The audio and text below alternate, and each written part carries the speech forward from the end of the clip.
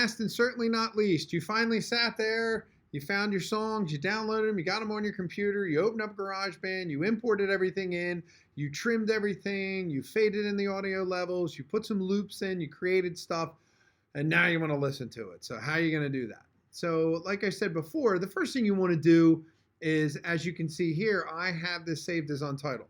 First thing I want to do is hit save. And if you remember way back in the beginning, I talked about having some sort of folder structure. So I'm actually going to hit new folder for my desktop because I didn't do it yet. So I'm going to have my initials FM underscore and call it S5 because it's section 5.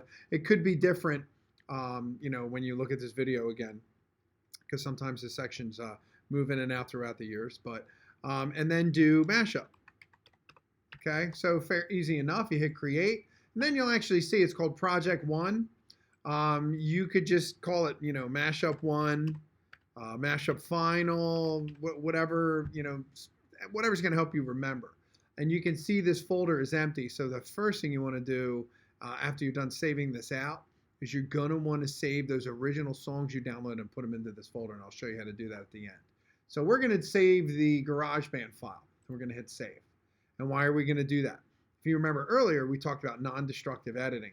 GarageBand, all it does is marks all of the changes and things that you want to do, and it does not alter those songs. So as you can see, I chopped up and added all these songs, but the originals are still perfectly fine and intact. This is basically the script that is written, and then the changes will take place once you export everything out. So how do you do that? So we're going to go here, and let's say I want to keep all these parts. Make sure you have whatever's turned on is turned on and what's turned off is turned off. You want to obviously go through it from start to finish more than once. Maybe have somebody listen to it for you. Make sure it's right. Make sure it's good. I'm just randomly dragging things around, pretending I'm finishing up. But, once you have it the way you want it, make sure it's clean, it's ready to go. There's no errors of any kind, pauses, anything like that. Everything's on. So now you're done. So what you're going to want to do is everything that's turned on, I'm going to then hit share. And you want to export the song to a disk, okay? That's the easiest thing to do. Not music, not SoundCloud. Now you can do those things, but for the purpose of what I need you to export song to the disk. So you're going to hit export. Where are you going to export it to? Guess what? You're going to export it to that folder you set up. See, right here, mashup. Now it comes up with this whole long name for the track, but the big thing is you can call it, once again, mashup final. It always puts the date and time and stuff, which can come in handy when you're doing multiple takes and tracks. So let's just say mashup final .mp4. We don't want MP4. It's not a video. So we want to save it as an MP3, just a regular old audio format, high quality. No need to go crazy or any lower. And then we're going to hit export. So you'll actually see it start to work. And it's processing everything. It's going through it all.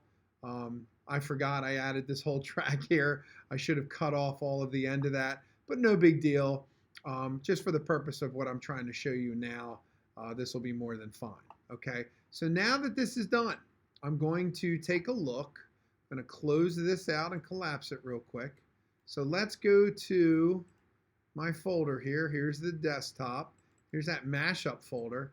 Now check this out. So I want to go, because I said I don't want to forget, I want to go to downloads again, and I am going to take all those songs that I used, okay, and then some, and then just drag them over to here. So now everything I needed for that song is right here, okay? So how do I know this song works and that it's good?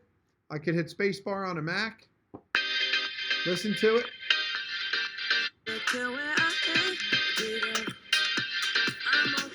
So not bad, all done. It's one piece.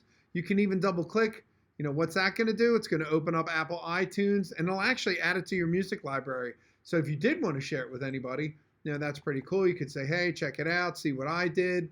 And that's a pretty fun thing that you can do and share that with friends, on Apple, Android, doesn't really matter. But yes, you are done. Your song is done. And then all you need to do is you're going to go into the project area, and I can show you that real quick. You want to be able to go into, okay, we are going to go to Schoology, and we're going to go to the assignment and look right here, marking period 2, first year. And then we're going to go to song mashup, and you're going to click here. And as a student, you would see over here submission, and then you would just upload your MP3. So that's it. So I hope that you are well on your way to doing this project. If you need any help, let me know. Don't forget about those tutorial videos on the classroom instructional page. And there's also the help section also in GarageBand. And last but not least, if you need any help, you can always ask me.